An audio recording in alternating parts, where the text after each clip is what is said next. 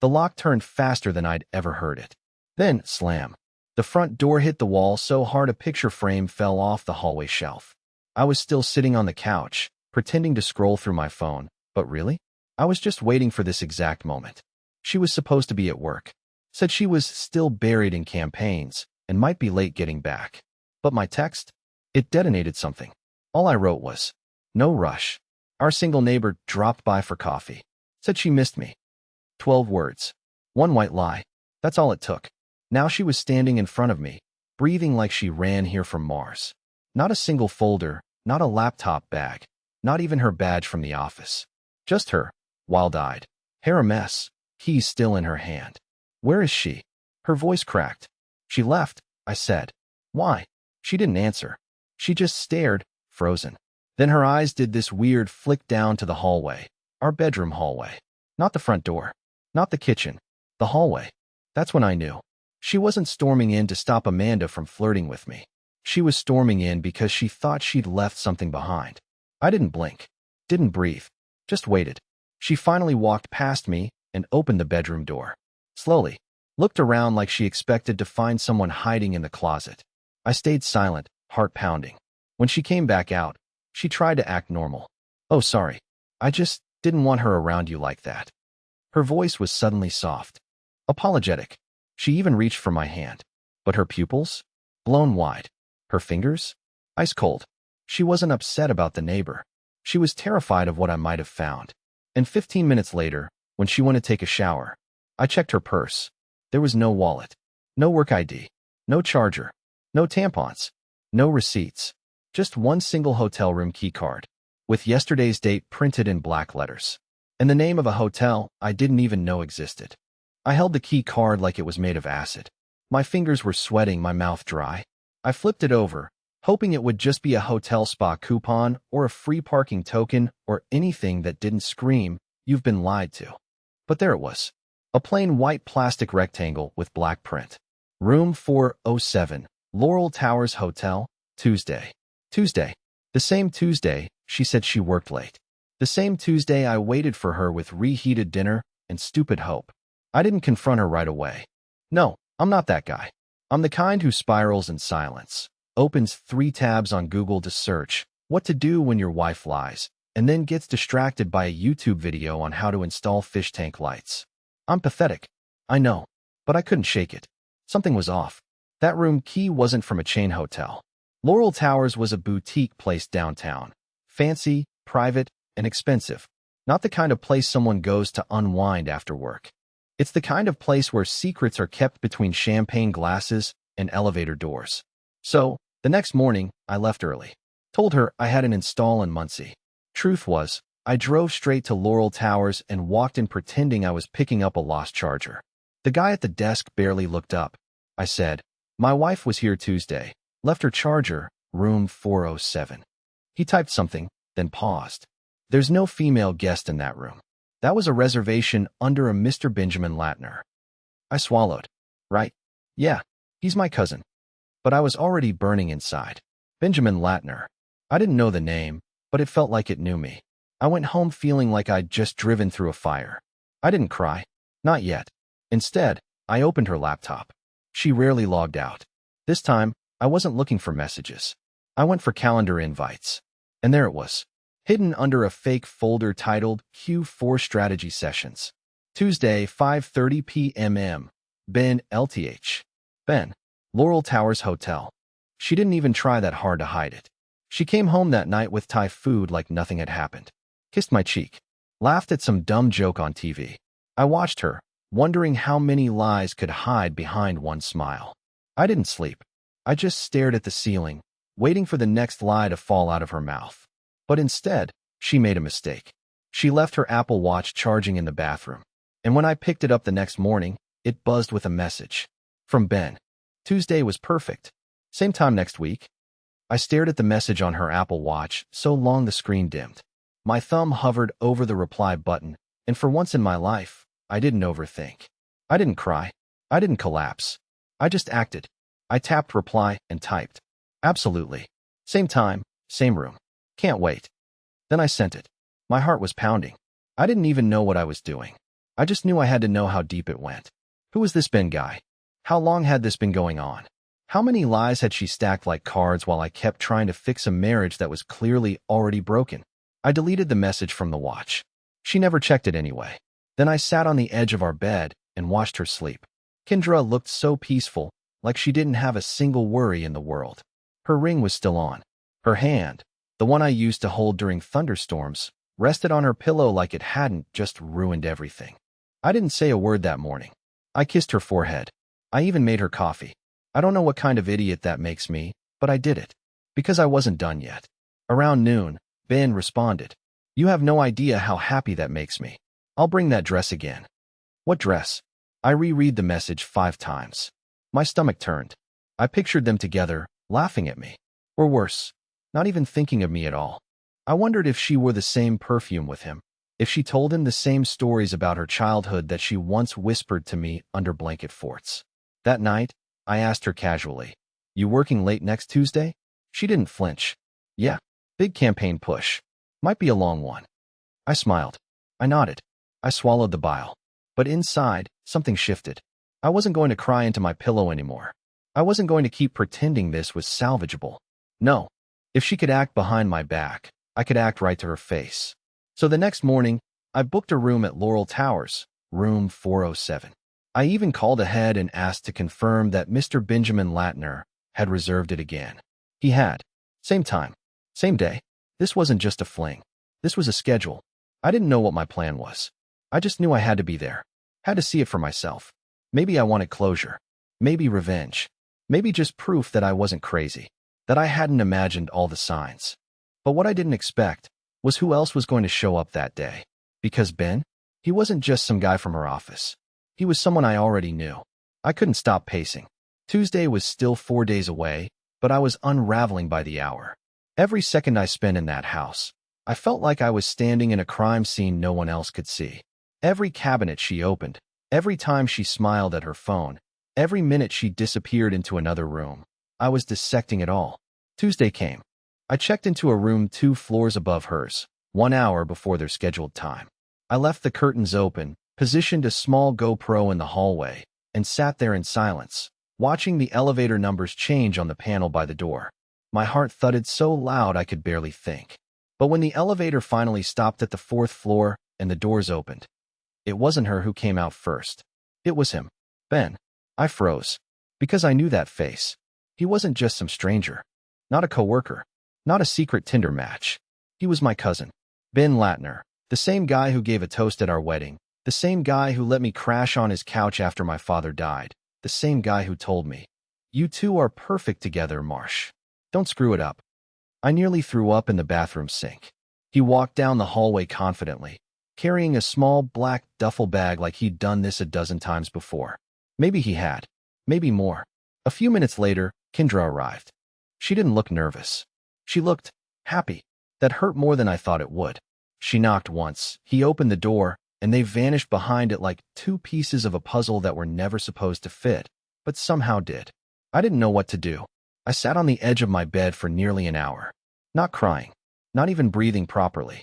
Just listening to the ticking of the room's wall clock, counting the seconds I had wasted on a woman who clearly stopped loving me long before I ever suspected. And then, I did something stupid. I walked down to their floor. I stood right in front of their room, 407, and stared at the door. I raised my fist. I nearly knocked. But I didn't. Because I heard it. Laughter. Her laugh. The exact one she used to let out when I used to burn pancakes on purpose just to see her smile. I backed away. I didn't cry until I got back to my room. And even then, it wasn't the betrayal that broke me. It was the fact that I still loved her. Even now. Even after everything. But the next morning, I stopped loving her. Because I saw what she left behind. And it proved this wasn't just an affair. It was a plan. The next morning, I waited until she left for her real job, the one she used as cover for her double life. She kissed me on the cheek like always, like nothing had happened the night before, like she hadn't just spent 2 hours in a hotel bed with my cousin while I sat alone above them, quietly breaking. I stood at the window and watched her car turn the corner. Then I turned back toward our bedroom, heart pounding, hands shaking. I didn't know what I was looking for. Maybe I just wanted to see if there was any trace of guilt, any sign she had second thoughts. I checked her nightstand. Empty, except for an old receipt and some loose Tylenol. Her top drawer was filled with the usual clutter, scrunchies, earrings, perfume samples. But the bottom drawer? That's where I found it. A plain black notebook. Leather cover. No label. It didn't look like much. But when I opened it, everything flipped. It wasn't a journal. It was a planner. But not for work. This one had dates, initials, locations, coded references, and in the back, a fold-out paper map of the city with hand-drawn XS. And my name wasn't in it once. But Ben's? His initials were everywhere. BL 407. BL Ridgeview Cabin. BL Gift Pickup / no receipt. BL Talk about December? I flipped page after page, my pulse rising with each scribble. There were entries going back months, maybe longer. She even wrote shorthand notes beside some of them. Things like call ahead, leave charger for excuse, remind him, no social media.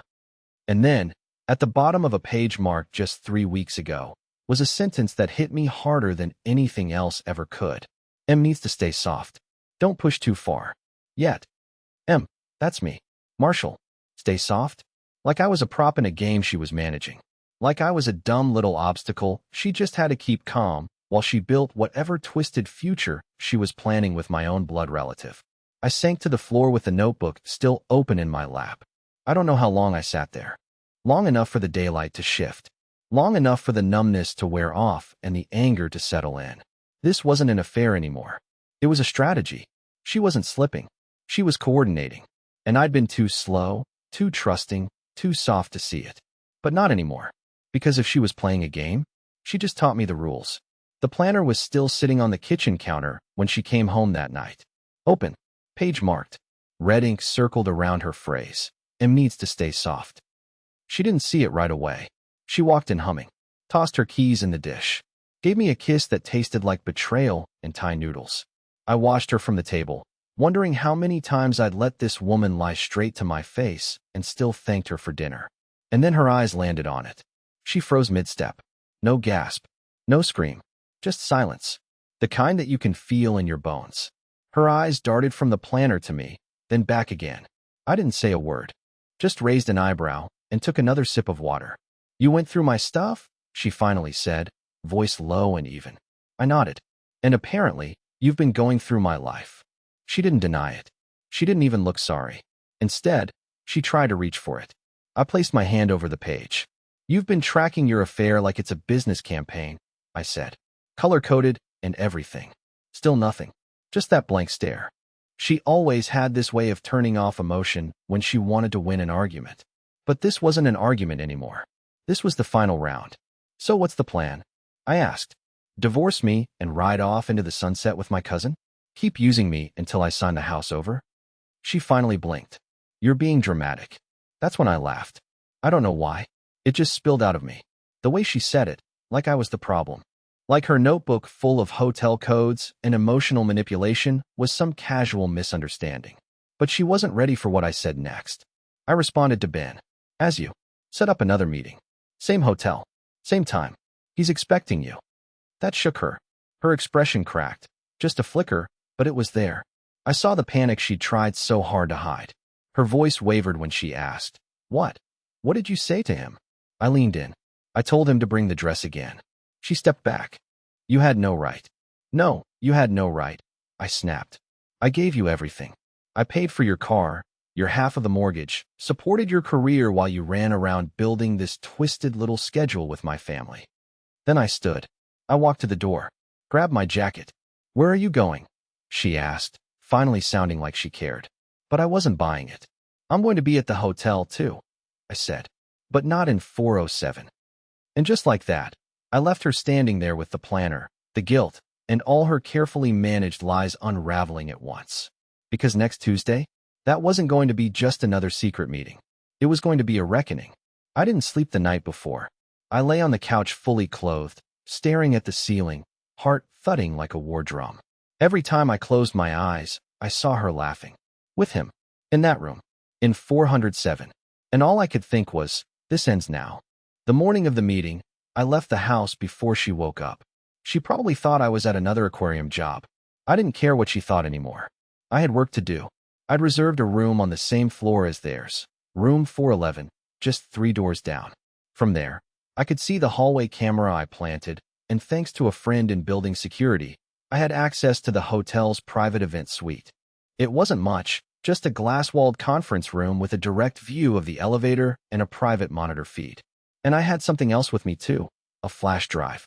Inside it were screenshots of every message Ben had sent her, notes from the planner, copies of her fake calendar events. I put it all together, neatly, quietly. I wasn't going to scream. I wasn't going to hit anyone. I just wanted the truth in the open, for once. At 5:56 p.m., the elevator dinged. She stepped out first. Kendra was wearing that dark blue dress she used to say was just for special nights. Her hair was done. She looked euphoric. It wasn't just lust. It was relief. Like she was coming home. Except she wasn't. Ben followed. I had to force myself not to run out there. My own cousin. Smirking. Carrying that same black duffel. I imagined punching him so hard his teeth would spell out family matters. But I didn't move. Not yet. They reached room 407. Went inside. 3 minutes later, I knocked. She opened the door and froze. Her mouth parted, but no words came out. She glanced over her shoulder at Ben, then back at me, eyes wide. "Oh," I said. "You weren't expecting me?" Ben came into view, shirt halfway unbuttoned. "What the hell is this?" I handed her the flash drive. This is everything. Every lie. Every message. Every hotel.